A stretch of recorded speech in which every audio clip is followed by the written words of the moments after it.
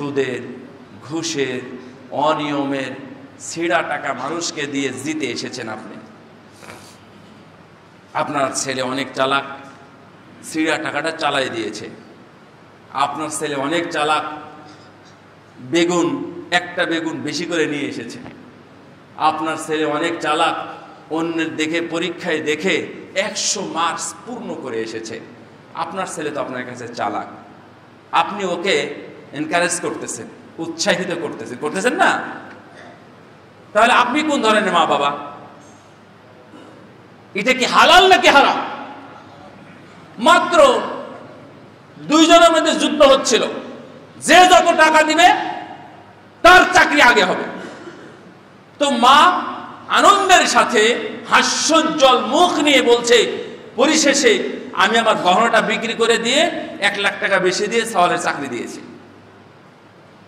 মা আনন্দের সাথে যখন গল্প করে, এই সন্তানের কাছ থেকে আপনি কিছু পাবেন না। সময়ের ব্যবধানে এই সন্তান অবশ্যই, আমি যেহেতু আল্লাহ রাব্বুল আলামিনের হাতে যেহেতু 100 ভাগ, আমরা জানি না, কিন্তু অ্যানালাইসিস বা আপনি যদি দেখেন ব্যাখ্যা বিশ্লেষণ, তাহলে অবশ্যই ওই সন্তানই মা বাবার বুকে একদিন লাথি দিয়ে বাড়ি থেকে বের করে দিবে। না হলে বিয়ে করার পরে ওর বউ দ্বারা শাশুড়ি নির্যাতিত হবে, অথবা কটূক্তি শুনতে হবে, না হলে অবহেলিত হবে, না হলে ওষুধ কেনার টাকার জন্য মানুষের কাছে বলতে হবে, বিচার দিতে হবে। এই সন্তানের কারণে আপনি একদিন অপমানিত এবং দুনিয়াতে লাঞ্ছিত হবেন। যেই সন্তানের কারণে আপনি গর্ব করতেন, আমার সন্তান অনেক চালাক। 10টা টাকা ছেঁড়া টাকা চালিয়ে দিয়ে আপনি যখন মা খুশি হন, আপনার উচিত ছিল খবরদার সেকেন্ড টাইম যেন না শোনে। যদি ওই ভদ্রলোকের সাথে সাক্ষাৎ হয়, তাহলে ভালো টাকা তুমি ওকে দিয়ে দেবে, ওর কাছে ছেঁড়া টাকা থাকুক চাই না থাকুক, কারণ তুমি চালিয়ে দেওয়ার চেষ্টা করেছো। এইভাবে সন্তান সুন্দর করা যায় না।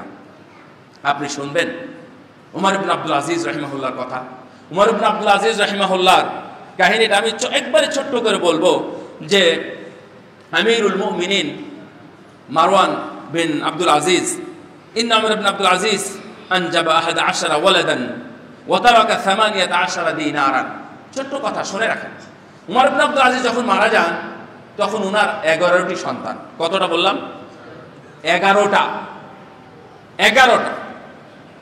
11টা সন্তান রেখে উনি মারা যান। আর তাদের জন্য দিনার রেখে যান 18 দিনার। উমর ইবনে আব্দুল আজিজ কি ছিলেন বলেন? খলিফা ছিলেন। উমর ইবনে আব্দুল আজিজ খলিফা ছিলেন। তার ওয়াইফ সম্ভবত ফাতেমা নাম, তিনি খলিফার মেয়ে ছিলেন। আপনি বংশটা দেখতে পাচ্ছেন। আর যখন মারা যাচ্ছেন, তখন কি রেখে যাচ্ছে? মাত্র 18 দিনার। যদিও আমরা সাহাবীদের জীবনী, রাসূলের জীবনী যদি দেখতে পাই, এমন কিছু পাওয়া যায় না। অনেকের জীবনীতে আপনি 1 দিনারও পাবেন না, কিছুই নাই, সব কিছু নিঃস্ব অবস্থায় সন্তানদেরকে দিনের উপরে, তাকওয়ার উপরে রেখে মারা গেছে। তারপরে তার বিপরীতে কুফিনা বিখামসাতি দানানির, 5 দিনার দিয়ে ওনাকে দাফন করা হলো। ওয়াশতুরিয়া লাহু কবরু বিআরবাতি দানানির, 4 দিনার দিয়ে ওনার কবর কেনা হলো।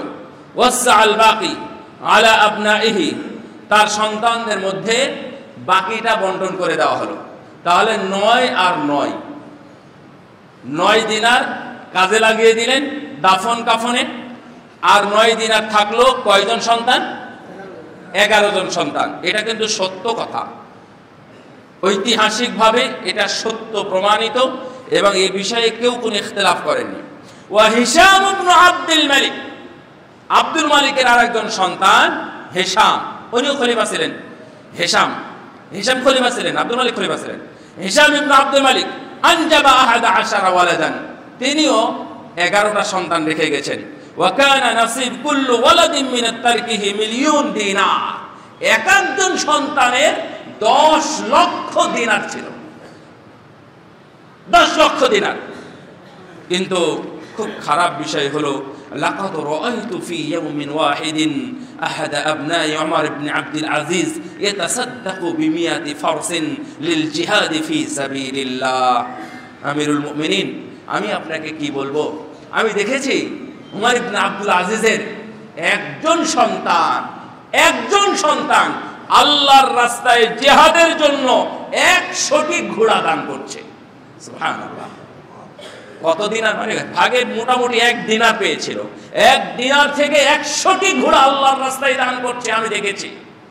কিন্তু আমি হিসাম ইবনে আব্দুল মালিকের সন্তানকে দেখেছি, তখন তাদের ঘাড়ে বস্তা নিয়ে তারা রাস্তায় ঘুরতো।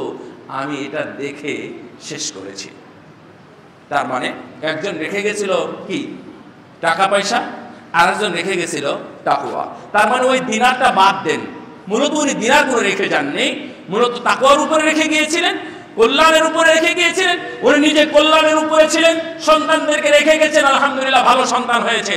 আর আপনি যদি টাকার উপরে রেখে যান, আমরা দেখেছি crore crore dollar, billion, million, এগুলো তো এখন আমাদের কাছে খুব মামুলি বিষয় হয়ে গেছে। যেখানে সেখানে হাত দিলে এই ধরনের টাকা পয়সা পাওয়া যায়, কিন্তু ভালো মানুষ গঠন হয়নি, ভালো মানুষ তৈরি হয়নি। আপনারও গঠন হবে না, বিশাল বড় বিল্ডিং হবে, টাকা পয়সা হবে, জমি জায়গা হবে, শপিং মল হবে, ভালো রাস্তাঘাট থাকবে, ভালো আপনি গাড়ি দিবেন, ও যদি অমানুষ হয় কবরে গিয়েও শান্তি পাবেন না। যেমন দুনিয়াতে অশান্তির সৃষ্টি করবে এবং কবরে গিয়ে আপনি অশান্তিতে থাকবেন এই সন্তানের কারণে। আল্লাহর মানে ওয়াকাল আল্লাযীনা কাফারু রব্বানা আরিনাল্লাযীনা আযাল্লানা মিনাল জিন্নি ওয়াল ইনস নাজআলহুমা তাহতা আকদামিনাল আসফালিন। আল্লাহ রাব্বুল আলামিন বলছেন, ওই সন্তান যারা বেঈমান, যারা কাফের, যারা জাহান্নামী, যারা অপরাধী, মা বাবারা যাদেরকে লালন করে নাই, যাদেরকে যত্ন করে নাই, দেখে নাই, দিন শিক্ষা দেয় নাই, তারা আল্লাহর সামনে বলবে, আল্লাহ আমার ওই মা বাবাকে, আমার ওই যারা অভিভাবক ছিল তাদেরকে দেখিয়ে দাও, তাদেরকে আগে আমরা